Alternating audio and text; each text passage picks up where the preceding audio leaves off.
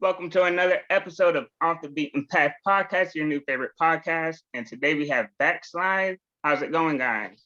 Hey, how's it going? Going good. Fuck yeah. And just give us a little introduction on who you are and which instrument you play in the band. Okay, yeah. I'm JoJo. I play bass. I'm Nate. I do vocals. I'm Josh. I play drums. I'm Alex. I play guitar. I'm Ryan, also guitar. Hell yeah. And you guys are fucking heavy. Appreciate it. What's the like hardcore scene and community like in Augusta, Georgia? Pretty non-existent. Yeah. Yeah. So Yeah. it more so thrived throughout like 2006 to about 2012, and then just kind of went on a slow decline. Kind of lost our local venue, and it just kind of kept crumbling under itself. Yeah, Yeah. I was at Sector 7G in that time frame, probably Yep. about 2007. Yeah. Yeah, we opened up for Attila at Sector 7G. Yeah, Hell dude. yeah. Yeah, That's sick. yeah, so that was fun. Yeah, so a And lot then of love for Augusta, Georgia's music scene from that time. Yeah, and then Word. fast forward to what you guys are talking about, what you just brought up, JoJo, is I'll say probably 3 or 4 years ago, I played a show in Augusta, and it was 5 people we brought and bands. That's all it was. You know, like no one showed up to the venue. I was like, bruh, Augusta died, but the whole kind of, I guess, community in the heavy scene, like metal, hardcore, whatever it is, Mhm. it all kind of just disintegrated all together. So it's not even just pinpointed at Augusta. That's, Yeah. Yeah. It was a pretty slow decline. And then like right before the pandemic hit, maybe like 6 months before the venue closed down. And when the pandemic started, everything just obviously shut down. And now I think they're trying to find some place to play shows. There's a possible venue in North Augusta, and then there's a local record store called Gransky Records. If you're in the area, go check them out. But yeah, they're building a stage and trying to get some stuff going. So it would be cool to kind of help build that scene back up Mhm. again and kind of get it to where it used to be. And Yeah, on this a little bit, how amazing is it that we got to experience that North Georgia scene from like that 04 to like 2010 time frame? That was amazing. Dude, I wish I could have. I kind of got into the scene later. I was a late bloomer when it came to like heavy music. I started listening in like middle school, but I didn't know much about it. And then I didn't start going to shows till I was like 18. So I missed like Nice. all of the cool sector days. So, yeah, I hopped in at like the very tail end of that. Me too. Like my first like Augusta show was like 2011, and My Children, My Bride was headlining. Mm. Yeah, I think I went to like 2 sector shows before it closed, and then I went to their like the venue's final show, and then after that, I think the scene, it was just, Slow. we just couldn't revive like people's interest in heavy music around here. Like we had some like really good shows like Bloodfest and stuff like that, but they tried to reopen it twice and had other venues too, and it never came back like it was before sector closed. It was just hard to get that momentum going again.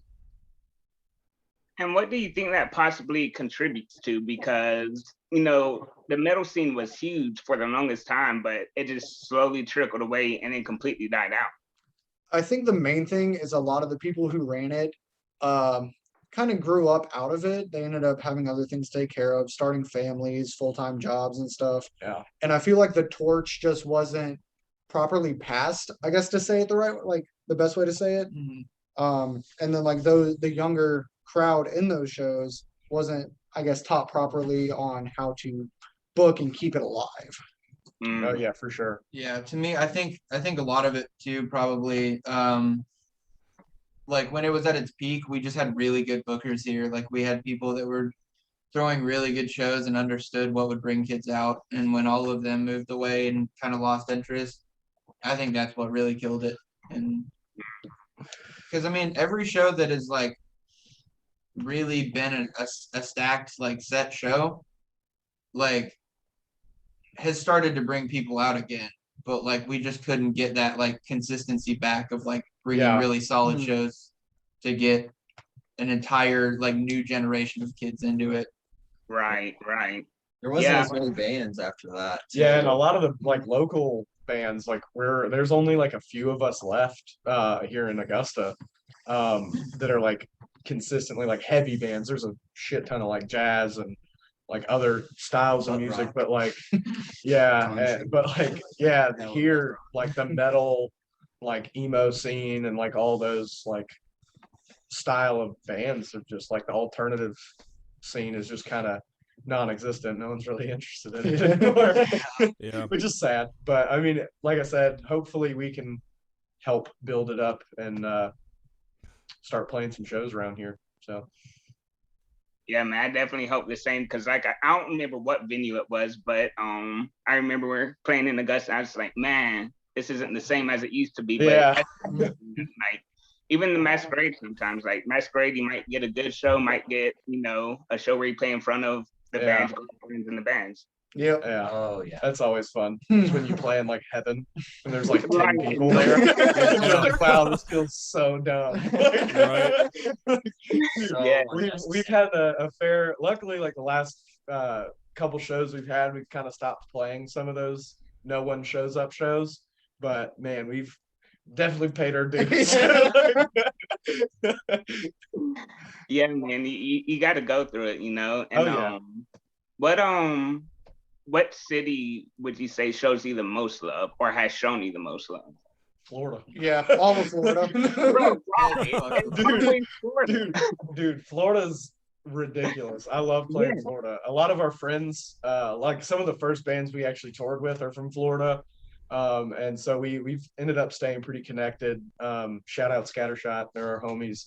But yeah, they've been a super big influence. And I mean, our last show before the Atlanta date we just played was in Ocala, and it was nuts. Yeah, that was a lot of fun. And I mean, people really vibed with us there. So we've definitely made some really strong connections in Florida, and I think that's probably why.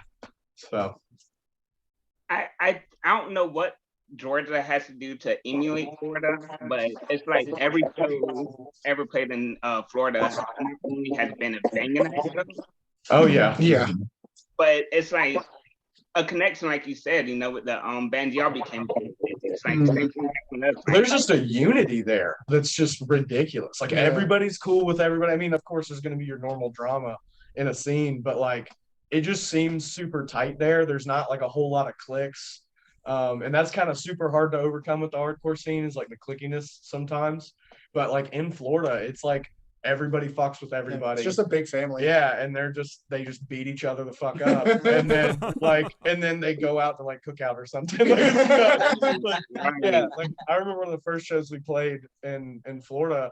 Some dude threw a table, and I looked back at Josh while he was playing drums, and I was like, "Where the fuck are we?"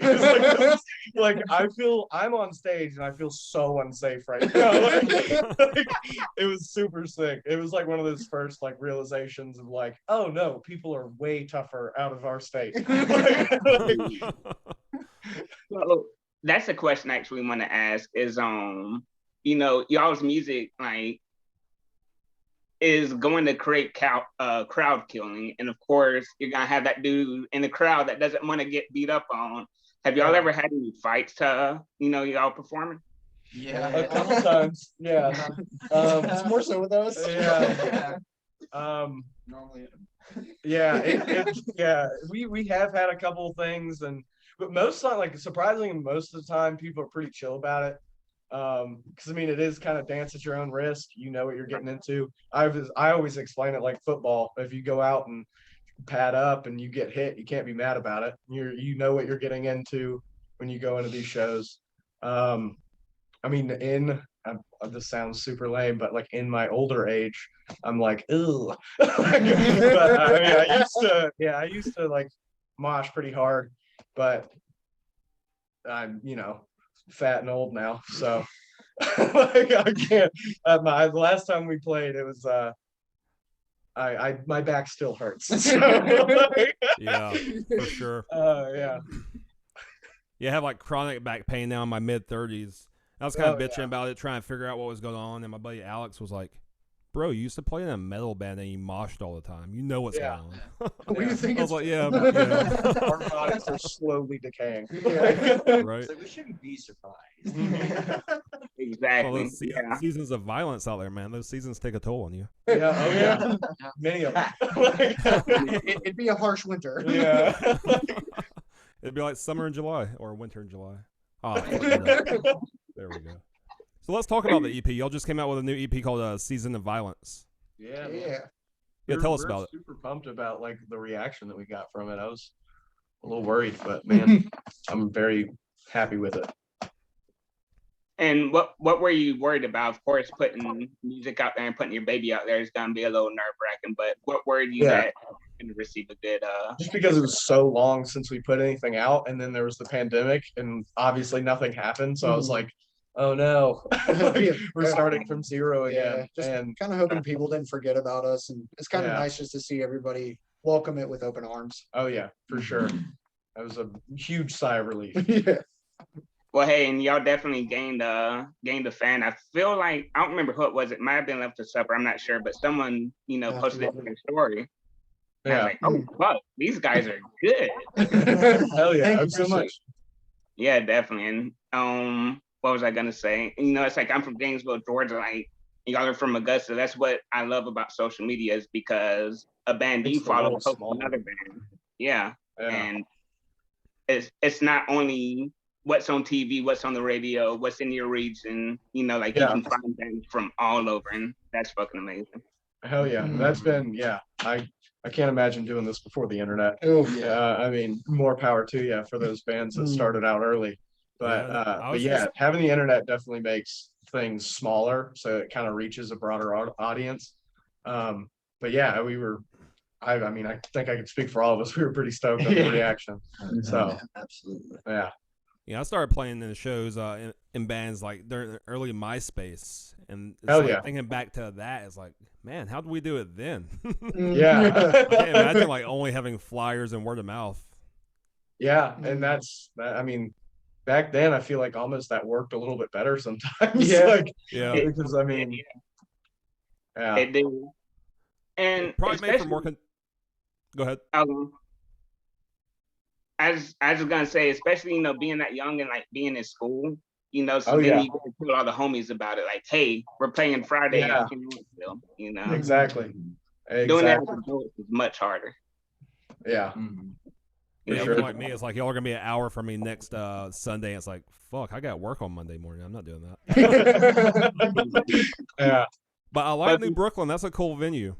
Oh yeah. dude, yeah, we love Carlin. He Yeah. booked the show, and we love that venue. So Yeah. it's super cool spot. Like, I mean, it's just one of those. When I started going to shows, it was kind of one of those places that I grew up at. So it was cool to get to play there and continue. Yeah, we've been playing there for a little bit. now. Yeah. Yeah, and had Yeah, some it's really great. solid shows there too. Yeah, Carlin that like kind of runs a lot of this stuff over there. He's actually from our hometown. He's from Augusta. So we know Carlin really well. And like I got into the scene and like kind of met him, and so he's just a familiar face every time we walk by there. So Yeah, it's super Nice. fun. Yeah, I I went there saw- for the first time. Oh, go ahead, Nick. I was gonna say it's always good to have those connections within, Oh, yeah. the community. yeah. Yeah, for sure. Yeah, I had never heard of the venue, but 2 years ago for my birthday, we went and saw As Seas Burn and All Get Out there, and that Okay. was that was a really good show. Hell Yeah, yeah. that was weird about the venue. I guess obviously it's liability reasons and insurance, but you can't mosh. It's like I want to dance around. I want to like get hit and hit people. Yeah, I think they have the signs, but like I know you definitely can't stage dive and shit Yeah. there. But like I've seen so many people get fucked up at that venue. Yeah, So, yeah. Columbia so, Mosh like, is hard. Yeah, yeah. Columbia is another place that goes hard as shit, which is super fun. But yeah, I think the signs are there for liability reasons. So if anybody gets hurt while moshing, I don't think they can press charges on the venue. Gotcha, Exactly. gotcha. You Yeah, had to be ready. people still mosh. Yeah, I guess I went on a very respectful night. They were behaving themselves. There you go. That's kind of the best way to go, though. Mm. Yeah, play it safe. And y'all mentioned not releasing music in a while and the pandemic happening. How long have y'all actually been a band? 4 years now. Yeah. Yeah, we been doing it for 4 years. Yeah, That's man. crazy. Yeah. Ew. Whoa. Seems like yesterday we started. But yeah. Oh For, yeah. for any of you, was this your first heavy band, or did you all play in heavy bands before this? So actually, what's weird is me, Josh, and Alex started a really terrible band called Our Present Sufferings, It was which, so great. as you can tell, that's a fantastic name.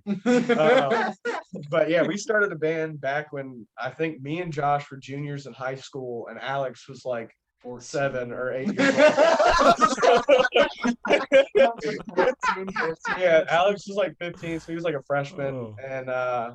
and we started and we were real bad. We played like a few little shows here and there, and then we ended up not being a band anymore, which is like the best thing for us.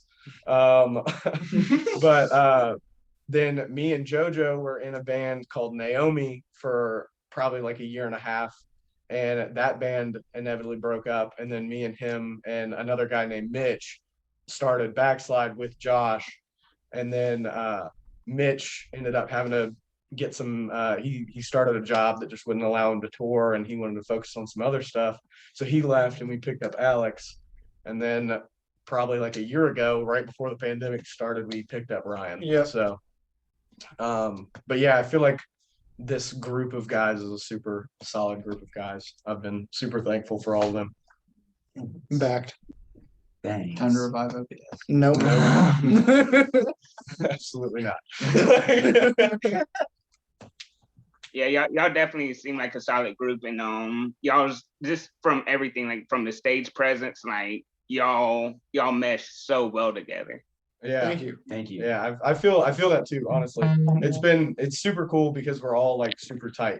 Me and Josh have been best friends since our freshman year of high school, and he's legit the only person that I talk to from high school. And I mean, we've been real tight. And then Alex joined with us when we were juniors in high school, and we've just all kind of hung out. So it just made sense when we contacted Alex to join.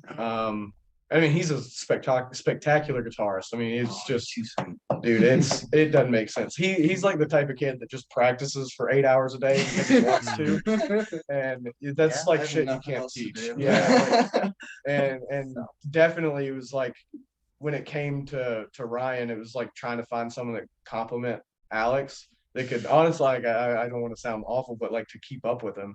And Ryan does that perfectly. They complement each other like super well. And then if it wasn't for JoJo, we wouldn't be a band because he keeps our world spinning. So and then I just yell a lot. So I just kind of show up and carry my microphone.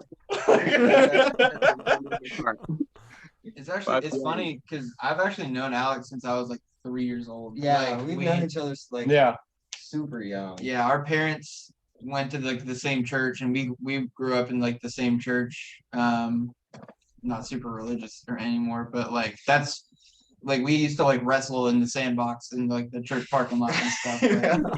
And so It's the safest place for a sandbox. Oh yeah. It is.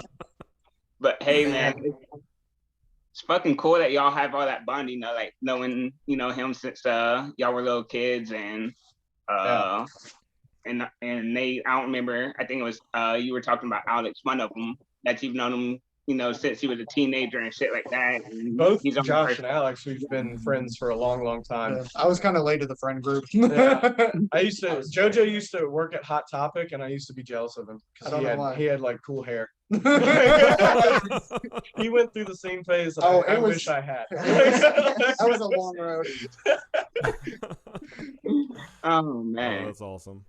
And It's JoJo, actually your funny. fucking bass tone, bruh. Like, oh my god, so good, so Appreciate good. that. Worked hard on that one. Yeah. Impact does it. And the dark ones. Oh, yeah. Dark Hell Cloud, yeah. That's Sam. literally all you need. Yeah. For real. It's actually funny, like talking about New Brooklyn, because that's how I really became friends with JoJo. Yep. Like I dragged him to a show at New Brooklyn because I didn't want to go by myself. I didn't really know him that well. I just knew he was like a cool dude in the same scene, and I've loved that dude ever since. Like it's cool. which is a funny connection too, because that show Naomi played before I joined. Yeah. Yeah. So it's Oh, all just shit. like, yeah, it's all like fucking full circle. It's Full nuts. circle. Yeah. And then somehow we found each other. Yep. Star-crossed lovers. I'm since y'all did, or I know Nate anyways. I don't know about the rest of you exactly, but since you might have dig in the scene a little bit later, do you guys remember Hardcore Drive-By? Yes. I don't. No, I definitely remember Hardcore Drive-By. Yeah. I have no idea what the hell. Yeah, I don't even know I what came that from one a is. different plane. Yeah, he's an Atlanta kid, Yeah. so Well, you watched some Hardcore Drive-By videos. probably, Yeah. you know. Yeah. I was listening to y'all's music last night, and I was like, oh fuck, Hardcore Drive-By. I totally forgot about that. So I looked it up on YouTube, and then I'm cooking, and I paused the YouTube video, and I'm cooking, listening to y'all's music, and I press pause, and for some reason, when I came back and pressed play, Hardcore Drive-By came back on. And I was like, oh, they used the fucking sample from Hardcore Drive-By. Yeah, I definitely a little malfunction on the phone. But speaking of YouTube, just something random is I've always wanted to know why people have comments turned off. What's y'all's reasoning for having comments turned off on I think that was YouTube? an accident. Yeah, it was probably just an accident. I thought comments were on. Yeah. Because we're Yeah, sensitive. Yeah, we don't like our feelings. We don't like to get our feelings hurt. This whole time I thought people just didn't care. Jesus. I didn't know. That's another Josh one. was back there crushed. Like, Jojo will man, fix they it." don't give a shit about us. No, You're they looking out. love each other. No, one of That's my favorite amazing. things to do is when I'm on YouTube is the first comment. First comment's always my favorite thing.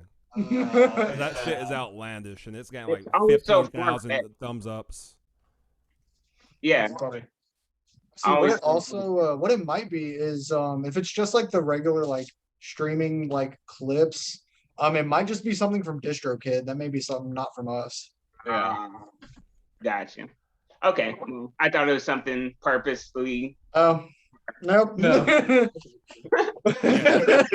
share your opinion. We don't care what you think.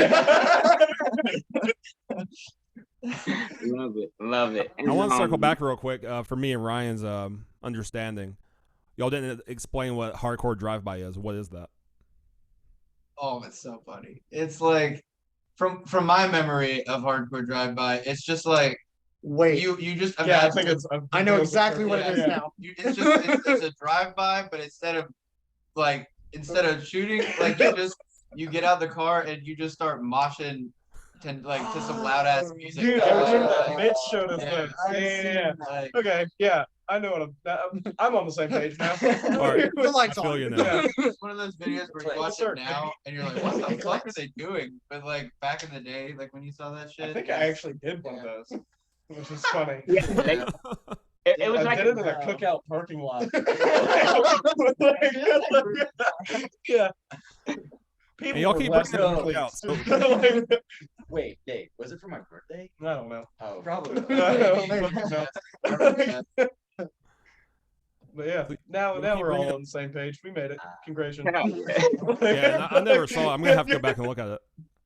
That's funny. But y'all keep mentioning Cookout. Is that the place to go after shows in Augusta? That's the Absolutely. spot. Yeah. Yeah. Usually Yeah. that or Wahoo. Yeah. Waffle House or Cookout down here in the South. Yeah. Oh, hell yeah, brother. Yeah, I think for us, I'm- it was, Oh, go ahead, man. I was gonna say for us it was Waffle House or Steak and Shake. Steak and Shake. That fucking Frisco. I'm joint. Yeah. jealous of that. Dude, we used to go to Steak and Shake, but for some reason the one around here like stopped being 24-hour or like stayed open late. And so the Cookout here stays open To like till 3 like a.m. 3 a.m. on the weekends. So we ended up and it's fairly close and like a central location to And the it's- venue. and It's like so everybody can kind of go home. Plus, it's stupid cheap and you get a ton of food. Yeah. And then Right. after all that, you're kind of hungry after beating up your friends. So, Yeah. Exactly. Fuck yeah, man. And y'all was y'all's first show back? I know you mentioned Ocala. So was it or Ocala, was it last Saturday or did y'all play before that? We played, so our like the last show we played before the pandemic was the Ocala show. It was like Brick City Beatdown Fest. And then the last show we just played, was it last Saturday? Yeah, it was in Yeah, Jonesboro. It was in Jonesboro, so like pretty close to Atlanta. Yeah, It's so a what- brand new venue. Yeah. This is like its very first show, and some of my friends that are part of the Atlanta hardcore scene, they threw it together and had Backslide jump on. Yeah, it was super fun. Super It was cool to feel normal again Yeah. for the first time in a while. So I really like how like DIY scene that like Atlanta scene feels. Oh yeah, like, it's very DIY. Yeah. Yeah. like it just feels like a lot of people in the community came together to make shit happen, and I fuck with that. absolutely. Yeah, it's always good to find, places and venues like that. And like we keep bringing up, Florida is fucking great at it, man. Like, Oh they yeah, got- they're incredible. Yeah. They'll have like shit in a parking garage and it's crazy. Mhm. And like a lot of people will come out. like it's yeah, they'll do crazy shit like that and it just works for them. What the fuck So. is up, Denny's? Yeah. Like, exactly. Yeah.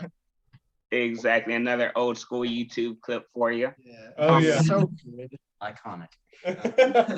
That's actually hilarious because I watched that last night too. I just went down the rabbit Yeah. Hell yeah. every old hardcore video. Hell yeah. That's But, awesome. yeah. And so you got into the scene, when you turned around 18, Alex. When did you actually get into not recording, but being in heavy or heavier bands? So are you talking to me? I was in like OPS with them, and I kind of like dropped off of bands for like a good year and a half. I was in high school. I was like just more focused on school and shit like that. Being cool. Yeah. Oh my god. He's trying to make something of his life. Yeah. Alex is just objectively the coolest one. Bullshit. Yeah, you play guitar better than me. Bullshit. Bullshit. It's on that, true. Too. Both Bullshit of y'all on that, shut too. your But I joined this really shitty, like kind of when the big like down tempo bands were coming around, like I guess like Body Snatcher or whatever when they were like starting. when they started and stuff. Like traders and shit. Yeah, we played stupid shit like that, and we were a band. We were like kind of a joke band, but I had like a solo and shit, and, like a song. So we were like kind of goofing around, but that's kind of how I got into being cool with Backside and stuff. Because I actually saw them a couple times, like when they did their first tour, and I was like, "Fuck, they're touring and shit!" Like I'd never done that. It was so sick to see. Look at you now. They asked me. I remember when I got that call from Nate, and I knew exactly what it was about. I was like, "Oh shit! Like here we go." I was so ready. It was that speaking of Florida, his first run with us was like a Oh. 3 or 4 day run in Florida. It was all Florida dates. And I remember looking at JoJo and was like, because we were like kind of in that transition of Mitch leaving and we were going to need a new guitarist. And I was like, I'll get Alex to just come with us and then he's going to get addicted to this Yep. because Florida's going to be stupid. Yeah, because he was like, And- I don't know. This will yeah. probably just be a temporary thing. Yeah. And then I know. Yeah. Here we all are struggling together. Yeah. That's a beautiful way to put it. Hell yeah. And with things opening up to the point that they are, do you foresee a tour sometime later on this summer or maybe during the fall? Hopefully in November we're looking at doing something with the band that I mentioned earlier, Scattershot from Florida. But that's kind of like right now we're kind of up in the air with it just because everybody's trying to book a tour right now. So promoters are Like I feel freaking bad for out. them. Yeah. Because they're kind of a little bit And in slammed deep with water. So offer after offer after offer. Yeah. I can't fathom it. yeah. Yeah. So right now it's just kind of up in the air. Good problem to have though. Yeah. Yeah, I was for gonna say, sure. it's good to be a buyer's market for a promoter, man, because sometimes it's like, oh, I can't get this band or can't get this package, and now it's like, promoters, where you at? We want you. Yeah. Yeah. literally. Yeah. For sure. So yeah, it's like I said, it's up in the air, but hopefully we'll be back on the road as soon as we can, as soon as we possibly can. Yeah. Thankfully for now, we do have a few regional dates that we can, Yeah. get our toes wet again, so to say, just to kind of get back into the swing of it and getting used to playing live again. Yeah. Get back in shape. Yeah. For sure. Yeah, I mean, Yeah, for sure. I know, like when the pandemic started and we had to wait like such a long time to play another show, like I was really itching to just like get back into it. And I thought like the Atlanta show would be like, okay, like cool, now we're back in it, and it would just kind of calm me down a little bit. Now it just made me more eager to play. Oh yeah. It's like, man, I'll play a Fires. show for a used napkin. And Take it away, Penny. Oh yeah. And speaking of, itching to do it, but was there any nerves going back into it for the first time in a year? A little Oh, bit. for sure, A yeah. little bit. I mean, it was like nerves up until like it felt. Honestly, it didn't feel real because it's been so long. It didn't feel real until I was like, "Yo, we're backslide from Augusta, Georgia," and like when we started playing, like Yeah. that's when I was like, "Oh shit, this is happening." Like, Yeah. it was like that moment. And after that, it was just. It was, I don't care. Yeah. Like I just want to play. Like this will just be fun. So that's how it was in my perspective. Mhm. But yeah, it was definitely nice to get back out there. And now with the new EP out, what song do y'all open up with?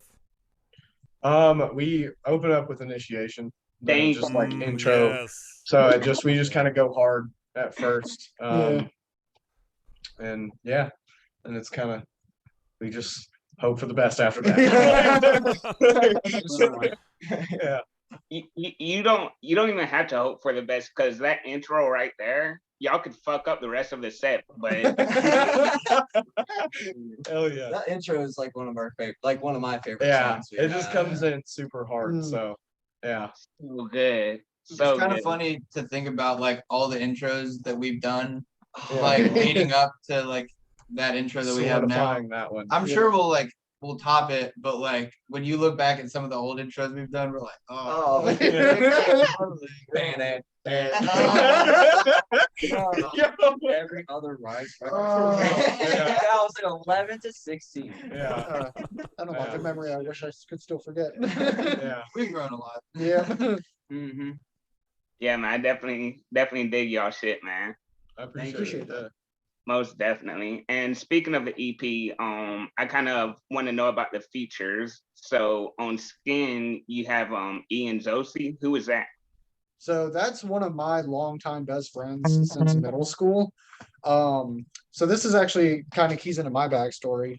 I joined the first band that I was ever in, which was his. He was looking for a bassist, and I was like, well, I used to play guitar as a kid. I was like, I could probably figure it out. So I taught myself to play bass to join Her Pride. And I was with them for about a year, and then left, joined another band, and then he had started another band after that. Because Her Pride went on, they did a full length, and then they broke up. And then he got the guitarist from that band and the drummer who was actually in his band Desecrated, Connor, and they started Old World with Mitch. And then he eventually recruited me to play bass for that. So Ian and I have just been in and out of bands like with each other for the last like 6 years. So it's just we wanted to include him. He's also the guy in our music video for Season of Violence, the like real skinny blonde kid. Yeah. Yeah, that's Ian. So he's That ugly little fucker. Jesus Christ. Way better looking. But yeah, he's just been a really big part of my life. And he's always been super supportive of me and us. So we wanted to just kind of like bring him in and have him be a part of it in as many ways as possible. Yeah, there's like definitely this kind of core group of musicians around Augusta, and I think all of us at some point have like played some kind of music with each other. You know what I mean? Like everybody in this band, and then like everybody from Her Pride, and like If Only, and all these other kinds of bands, Old World. Naomi, Like, just like Yeah. We all just like kind of have members that have meshed together into different projects and stuff like that. And right now, I think all those members are kind of like in a good spot with each other. Yeah. Fuck yeah. It's a good little community. And also shout out to Ian Josie, for being on Skins, and also for being in the Season of Violence video, because yeah, he that's my did a fucking good boy. Yeah. I mean, Do what? having cameras on you and drinking Jack Daniels, like, it's not easy. Fun fact, that was Diet Coke. So it's on the I'm trying to Hella think, but watered it down doesn't Diet come out. I felt so bad for you. Yeah. like the shot was only like in the video it was only like maybe 5 seconds, if that. But like we made him do that for like 30 seconds. Like you finally, like after David, the guy who shot the video, was like, all right, you're good. And he goes, fuck. Yo, I about shit my pants right there. It was so funny. He was like trying to breathe. Oh, it was so bad. I felt so bad for him. We just kept making him, the pills were like Starbucks mints that look like pills. And we just kept making him eat these mints. He was so- Yeah, his stomach was not stoked. Yeah. I was like, hey man, I really think you should start spitting those mints out after this thing. He's like, no, it's fine. I was like, your stomach's good. Fuck, dog. For sure. Yeah. Fuck that. And He's a trooper. yeah. So in that video, y'all kind of touched on some themes of like addiction and alcoholism and mental health. What's the song about? Because I can't make out too many of the lyrics because they're screamed. But what are Yeah, the- so pretty much the song's about like just, I never dealt with addiction, but I know a lot of my friends that have, and people in my life that have.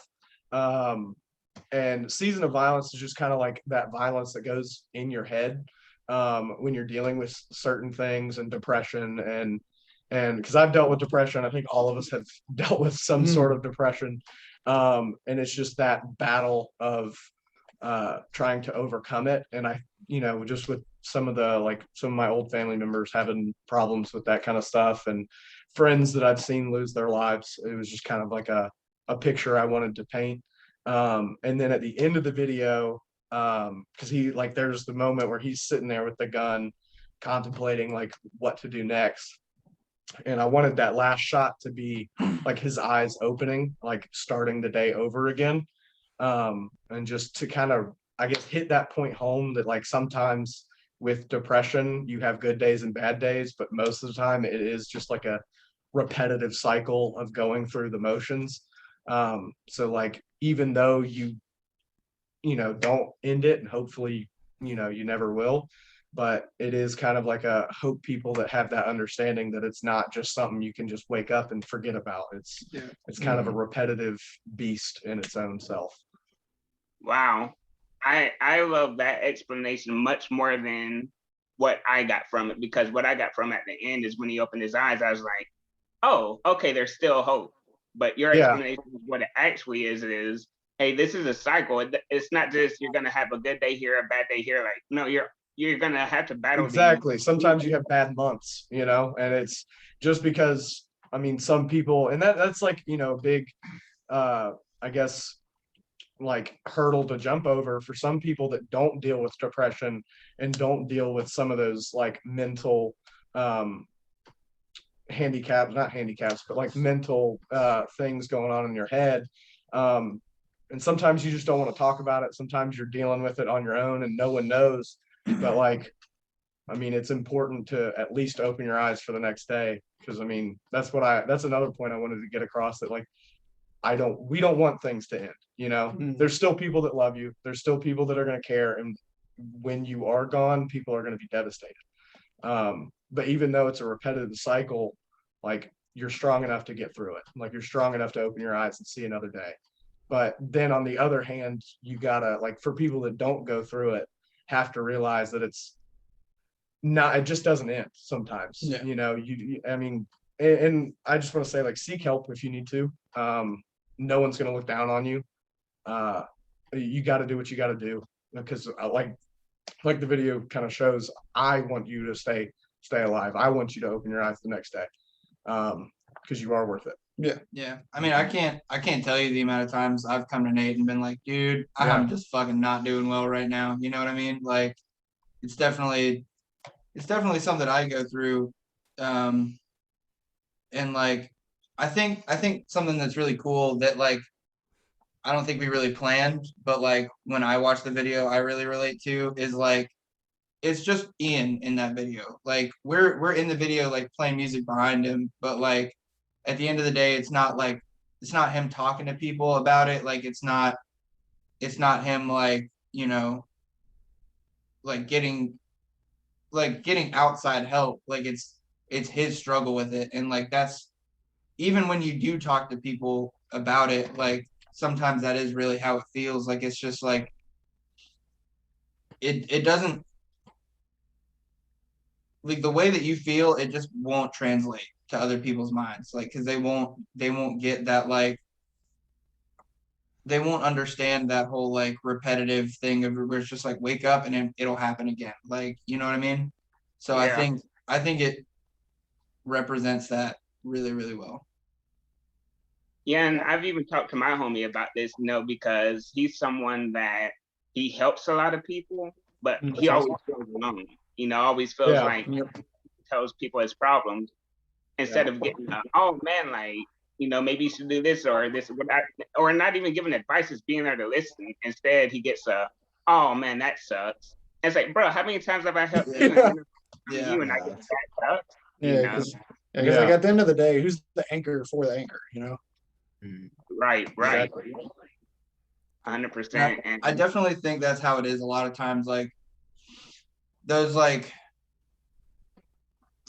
people that you like that are like kind of your rock and your anchor that you like really lean on sometimes when you need it. Like I think those people do get kind of like pushed to the side sometimes when they're dealing with their shit because like, Oh yeah. and like, I mean, I feel really lucky because, like anybody here can come to me with stuff, but I always feel like I can come to any of these guys with anything. And I think that's something really cool that I found. No, that's beautiful. And to not feel like a burden, because Yeah. a lot of times, like, people don't reach out. It's like, man, I don't want to burden anyone with my problems. But it's like that Yeah. I have that community of friends where it's like, hey, come to me whenever you need me. And Exactly. I hope that, that's awesome. That's reciprocated. Yeah. Yeah. Fuck yeah. And I want to kind of take a dive into the Vain lyrics because I don't remember if it was Josh or Alex that said they're not really into Christianity or religion I don't think anymore. any None of us, are. honestly. So yeah. I'm a pastor's kid, so I've seen the ins and outs of church and how, I do believe there's really good, like my parents are really great people. They're strong Christ believers, and they've shown me a lot of love when I didn't deserve to be shown love. Yeah. But I've also been completely alienated by the church in multiple ways. And so one of the instances that I was pretty much pushed out of the church is the reason I wrote Vain. And that's why I say like reputation over my brokenness, because I was going through a pretty rough patch of my life at the time. And I went and vented to somebody that was, supposed to be there for me, because it is biblical that to come as you are, and I came as I was, and they told me not to come back. So that's where the reputation over my brokenness, they were too worried about their reputation, and that's why it's like worship in vain, because you're just worshiping for your own self and not really like reaching out to the people that may need it. So that's where that kind of whole process comes from, and luckily we all kind of feel the same way. So we've all been kind of alienated by the church in some way, some form or fashion. And it was funny because all my friends at the time, they're either atheist, agnostic, Satanist, you name it. Nobody has a Christian background that like any of my friends really. And they were there for me way more than the church ever was when they told me to leave. But my atheist friends were telling me like, yo, man, we'll help you through this. So that was kind of my turning point from Christianity. So. Yeah, Even the name. I think with me, it's just kind of one of those things where, like I grew up in the church too. I wasn't like a pastor's kid or anything, but like that was like my parents are real like Southern Baptist, like hardcore believers. And like Nate said, like they're the best people ever. I couldn't love my parents more. They're great. But like the church I was raised in, just like they never made me feel welcome. They never, like, I was always different, and just that kind of like that feeling of like alienation, and that feeling of like people not being there for you when you need them the most. Like, that's at the end of the day, like, that's kind of what drives the final nail in the casket, where you're like, Fucking them out. I don't say anything bad about like Christianity. I don't say anything bad about like really like God, but like the church as a whole, to me, the way I view things is just it. If God is real and all that stuff like is true, then like nobody right now is doing it like they should. Yeah. 100%. Especially in the church, especially in the South. I would say Oh, that. yeah. Oh yeah. Well, it's lot all of- wrapped up in homophobia and racism, and Right. I don't want to get behind a God that's going to damn someone to hell for being themselves. Yeah. So that was like another big ticket for me. That was just like, man, I don't want to, like, the fact that like someone who's a part of the LGBTQ community has to fear God, but a racist doesn't, just doesn't make sense to me. Because usually people with super fucked up mentalities of like racism being one of them seem to back it up with Christianity. And I was like, I don't want to be a part of any of that. Like, I like, if God is real, then I mean, within his book, he preaches love. Like, he preaches just being there for people, and I just don't see that within the church anymore. Like, that's one of the main reasons where I just had to step away, because it just got so clouded. Yeah. Yeah, and I was You just gonna got say here in the South, it's super tied to like conservative politics too. Exactly. Oh my fucking God. Yeah, Oh yeah. that's a totally different story. And hook, line, and sinker. It's not like, oh, we'll take the good and leave the rest. It's like, no. It's Yeah, like we're just instead, taking what we it's want. just one. Exactly. Sucks, dude. Like, Not I to say remember. that, liberal politics are any better, but Oh yeah. I mean, like, let's It have all an honest sucks, conversation but- about this whole thing. This whole thing is fucked up and needs some change, some Absolutely. real change. But I think Not- that's not a like one fake of the change. one of the better parts about, like, I guess the left is they're willing to change, whereas the good old Republican Party is very set in their ways, and they're happy with the way things are, because I mean it helps out the rich white guy, and and I don't think that's right. So Yeah. like, I think there definitely needs to be some restoration and change within our government. But that could be a totally different conversation. Right? Yeah. We don't have to go that route. Yeah. But even the name backslide has like a religious context of finding Exactly, yeah. salvation and sliding back It- into your old ways. Was that It was intentional? Nope. No, so it was actually our old guitarist who came up with it, and then the way I write, it just kind of worked out. Like, we were just in a group chat after Naomi ended, and we were like, what do we call this? Just kinda The whole thing. spitballing. And Mitch threw out backslide, and we were all like, okay. Yeah, sounds cool. Like, yeah. And so it stuck, and here we are. But yeah, we're it actually worked changing out. our name to Front Slide right now. Yeah. Kickflip and lace on the drawing board. But Dude, I have one skateboard move I could do back in the day. Pop shove it. That was it. Hell yeah. That was my Hey, one that- move. I'm not And Now, very you good can at blame me on being too tall, but then they're like, "Bitch, Tony Hawk's like 6'6". I'm like,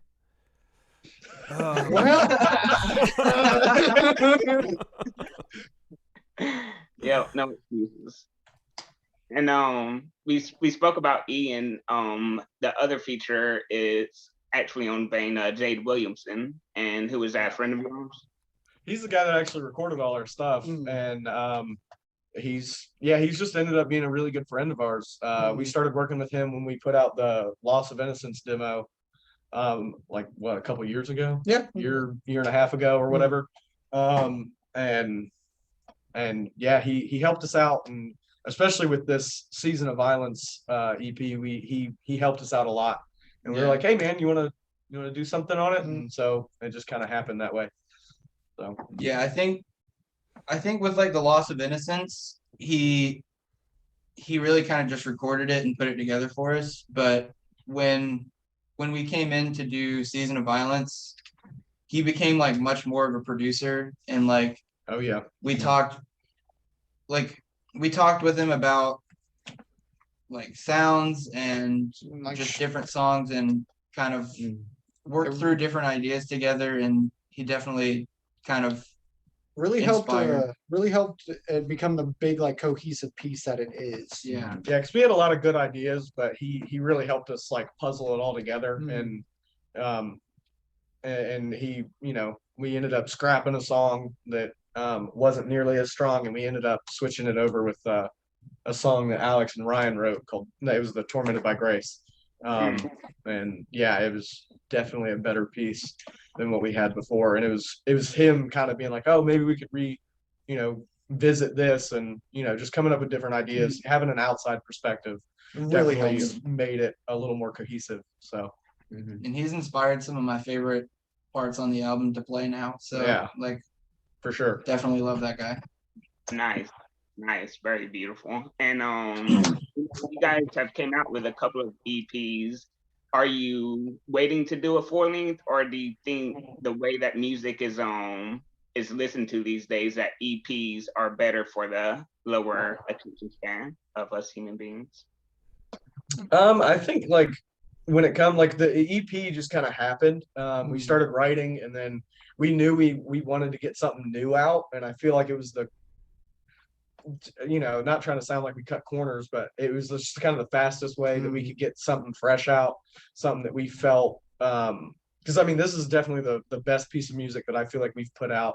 Oh yeah, absolutely. And so we wanted to just get something fresh and new out as quick as possible, and that was kind of the best bet, is doing like a 6-song EP. But we've definitely been talking about doing a full length for our next record. So we definitely want to venture into like a 10 to 11 song album. Yeah. That is like that's a really cool question though, because like I find myself a lot of times like with other bands when I'm listening to them, like I do kind of prefer that like EP format to listen to. Like he said, I still definitely like love the whole like full length idea for us and everything, and all that, but a lot of like my favorite bands, I find myself listening to more of their like EPs and demos and stuff like that than I do their full lengths. I feel like especially in hardcore in general, like a lot of bands will put out multiple EPs and kind of stack them, and then kind of take a few songs from those EPs and like put them in the full length, and like have a full structured sense of what they want for their first LP. So like I know bands like Vane and stuff, it took a while for them to get their first like album out and whatever. I think that's just kind of the trend we're going on. Yeah. But I think it's also a matter of growth too. Yeah. It's like a kind of like a growth process, because like since they had me come in doing stuff, We've matured a lot. Y'all changed a lot since Rivers. So I'd hope so. well, yeah, because y'all was like, we wanted this. I was like, okay. But no, I think this is like, I feel like this is like a good next step, and I think it full length might be the next best step for the future. Yeah, I've already got some ideas. Yeah, we've been rattling around some stuff, so yeah, but we'll see. We'll see. I think if we put out a full length before now, it would have been kind of just this rushed process to like put songs that might not have been as strong together. Yeah. And I think we'd have kind of some songs out that we're not exceptionally like proud of. Yeah, it would have been like a quantity over quality type situation, and that's just not what we're going for.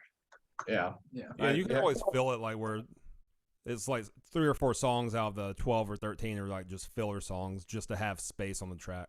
Right. And we like for a full length, we definitely want to have like when we have the full length or come up with songs, we want them to be just as strong as the last one. So and that's kind of our goal, is to top what we did last time, and I feel like we've done a pretty good job of that, because we had a pretty low base to start from first. So because I mean that was definitely a quantity over quality record, which it's only on Bandcamp now. But yeah, it was just we wanted to play shows as quick as possible, so we came up with 5 songs that were just like quick and we could just start playing shows. I am thankful for that record because I mean it got us touring and got us on the road. But I'm definitely thankful for the growth and I mean adding Ryan to the mix was just like That's terrible decision. Oh my God. But yeah, You're right. it was definitely like Icing on the cake. For yeah, sure. it pushed it. He pushes us to be better. So that was Really super positive change for us and just making our sound a little more well-rounded. Thank you. So yeah. Hell yeah. And what's y'all's like writing process? Because Alex, I know you're the type that fucking just sits in his room, plays guitar all the time. Guitar nerd. Yep. Yeah. Yeah. Both of them are like that. It's super Yeah, fun. Ryan. Ryan's just or, our guitar or tech. Alex. He's- Ryan is a guitar tech too. He knows everything and anything about guitars. Like yeah. I break strings like no other. I was like, oh, man, I was kind of started. But no, I usually the thing with this, since they had me, was just write shit in my DAW and send them ideas like, hey, what do y'all think of this? And then sometimes we'll try them out at practice, and then we'll kind of say, this works, we don't like that, and then we just like flush it out, and then a lot of trial and error. yeah, it's trial and error because with pushing ourselves, we're trying to like implement a little bit of new stuff while trying to like stick with the sound. stick with what we've kind of like Developed into. with Right. y'all having me. But Yeah. but yeah, it's just been fleshing out ideas and seeing what works and what doesn't. And I think once we have like a whole collection that we all feel comfortable with, we'll just work from there. Yeah. Yeah, I think the process before we got Ryan was kind of just Alex or JoJo would like kind of bring something to me and say like, oh, like I wrote this, and see if I could like put some drums to it. And then we would just build off of that, like kind of like one riff. We would either like take it and put it at the beginning of a song, or like we would say like, okay, like this is like a great 2-step for a song. Let's build an intro for it, and then kind of figure out a way to like lead this song into this really cool part that we wrote. And 9 times out of 10, it's some fucking crazy shit that only somebody on Adderall could come up with. I'm like, all right, great. Like, I guess I'll figure this out. Like, and now that we have Ryan, I think it's still really similar to that kind of process. Now, Just not as crazy. yeah, Ryan's a little bit better about, Ryan makes us a little bit better about like, okay, like how are we going to organize this and like put it together into something that we're really proud of. Yeah. But it's still kind of just that base of like, hey, here's this riff, let's make a really fucking strong song around it. Yeah. Then once they figure all that out, I just typically will as of now, we've been using Ryan to he has like a little, like we can kind of do some pre-production with him, and then he'll send it into our group chat, and then I'll just listen to it and write lyrics to it that way. But in past, it's just been iPhone recordings. Yeah, a that lot are of guitar fun to- videos. yeah, a lot of guitar videos. Still a lot of guitar. Yeah. Yeah, So. but and then I just write off of that. And Nate's definitely like a much bigger part of like the actual production of music than he probably gives himself credit for. Like Facts. he comes up with a ton of really good ideas, and like I think Nate's really one of Nate's really like solid strong suits is when all of us are stuck on something. Nate's really good at like putting us in a different direction and getting us started and like back in that momentum of songwriting. Especially with like restructuring and like, hey, try it this way, and instead of playing it like this, try doing it like this. And 9 times out of 10, it works out way better than what we had in mind. Right. Also, Nate definitely, I think it was Nate that kind of came up with the idea of like, if you have an idea, just say it. And even if we don't like it, we'll try it. Yeah, that was kind of one of these things that I implemented because it's sometimes when you have new ideas, it's hard to bring them to people because you get nervous and you don't want to like feel rejected. But I mean, I just kind of put it out there. It was like worst thing we can do is figure out something better. Yeah. And so, I mean, there's no dumb idea really when it comes to writing, because I mean, all it is, like we said before, is trial and error. So, I mean, if you have an idea, it's better to put it out there and then us decide what to do with it than never put it out and it could have been a great idea. Exactly. So, but yeah, and I think that goes like back to us being all real close. Was just it's easy for us to just be like, no, that sucked. And no one gets offended. So We kind of have to be reminded that, like, hey, we all love each other. Like, just try your ideas and see what happens from it. Yeah, and that's hard to find in the band, because with bands, there's so not only many different personalities, but so much ego that it's like, wait, what? My idea sucks. It's like, bruh, it's not personal. You know? Yeah, exactly. And that's I dealt enough of that in my other band. Right? yeah. Well, So- that's kind of the beauty of it. Just being close like we are is just being able to realize that it's I mean, at the end of the day, this is a business, and we all mesh well as business partners. And we all mesh well really good as friends. So we all know that it's not coming from like a hatred perspective. It's just coming from, I think you can be better. And we're gonna get there. Like it's nothing. I take it, you know, and I think we've all kind of taken it this way, is if we're like, we don't really like this part, we can make it better. I mean, we can push each other to be better. And so that's where that kind of comes from, is I mean, we just all want to push each other to be the best we can be. And I mean, at the end of the day, if we don't end up paying bills with this one day, we have a lot of cool stories and really good friendships. So absolutely. I mean, at for the end sure. of the day, I mean, It's something we good to didn't look back lose on. anything. Yeah. So Like I know I've definitely thrown out my fair share of ideas, and like they've kind of been rejected, and I've been like, damn, like I really think like that would have been the way to go. And then we progress in that part and build it together, and then I'm like much happier with the result than I was with like my initial idea. yeah. So I think it comes down to like, okay, I trust like everybody in this band's ability to like make something great, and if we just listen to each other, I think it'll happen. Yeah. And kind of start wrapping up, what do you feel like your next big aspiration or development is for Backslide? Well, I've never That's a really really thought about good that. question. That's a really good question. Just I would like to start doing some bigger tours. Like Yeah. I mean, I just want to get back on the road and I kind of focusing on like advertisement, kind of rebuilding our tour rig because our van is a giant piece of garbage. yeah. So yeah, just kind of that, just kind of tour prep and just kind of pushing us beyond, I guess, the limit we're currently sitting at now. I wouldn't really say it's a limit, but just kind of the standpoint we're at. Just kind of preparing for touring, advertising and marketing, getting that stronger, and then writing here and there as we go. Yeah, I definitely want to look into like getting someone to help manage us Mm, and you know, kind of vouch for us when it comes to some of these bigger tours yeah, like that we either- could potentially get on, or Yeah. you know, just at least throw our name into the mix. But as of now, I just want to keep growing as a band. I just want to keep playing shows and having fun at the end of the day. Yeah, so that's the most important part, is just making sure we don't get too lost in the business side, and make sure we're still all having fun and enjoying it. Because I feel like that's a big downfall for a lot of bands. They get real stuck in their head in the business, and they forget how to enjoy themselves, and then that really just kind of makes them crumble from there.